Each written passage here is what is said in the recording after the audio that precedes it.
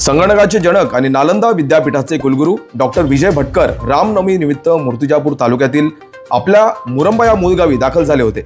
श्रीराम मंदिरात पूजा अर्चा करून त्यांनी गावच्या आणि शेतकऱ्यांच्या समृद्धीसाठी साकडे घातले। यावेळी त्यांनी सरपंच धनश्री भटकर आणि समाजसेवक अखिल भटकर यांच्या निवासस्थानी सदिच्छा भेट देत गावच्या सर्वांगीण विकासावर चर्चा केली। त्यानंतर international school of integrative education येथे विद्यार्थ्यांना आणि शिक्षकांना मार्गदर्शन करत शिक्षणातील नवसंधींवर आपली मते मांडली। डॉक्टर भटकर यांच्या स्वागतासाठी संपूर्ण गाव एकत्र आले होते। ज्ञान, विज्ञान आणि ग्रामीण नाताची ही अनोखी सांगड डॉक्टर विजय भटकर यांच्या या भेटीतून दिसून आली। दरम्यान या बातमीचा आढावा घेतला आमचे प्रतिनिधी प्रतीक कुरेकर यांनी। पाहूयात। मूर्तिजापूर शहराचंच नव्हे तर विदर्भाचं नाव अख्ख्या जगाला पटवून देणारे नालंदा विद्यापीठाचे कुलगुरू डॉक्टर विजय भटकर आज मूर्तिजापूर या ठिकाणी आलेले आहेत। आपण त्यांच्यासोबत जाणून घेणार आहोत त्यांच्या प्रतिक्रिया।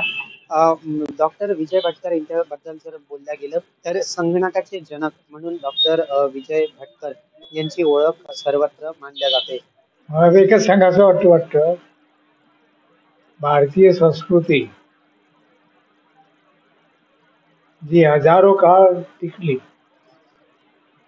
कामाच्या काळापासून हजारो काळ तीच आपली खरी संस्कृती आहे आणि ती टिकून राहिली आहे। त्याचा प्रत्यक्ष उदाहरण म्हणजे मुरंबाच आहे। पण आरती होते, प्रेमाने आरती होते, तर हे पाहण्यासारखं आहे की ती संस्कृती हजारो वर्षापासून टिकून राहिली आणि आजही आहे। त्याचा फार बरा आनंद आहे। सर, आपल्या गावापासून आपण एवढ्या लांब राज्यात मला वाटतं की ती शिक्षण प्रणाली याची आहे, ती जरीच विशेष चांगली नसली तरी ती चांगल्या मार्गावर आहे।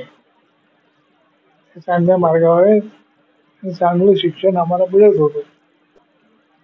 एकच टीचर होते, एकच शाळा होती, एकच बोर्ड होता, तरी आम्हाला चांगलं शिक्षण झालं, याचा फार आनंद आहे। खरोखर या आत्महत्या वाढल्या आहेत का?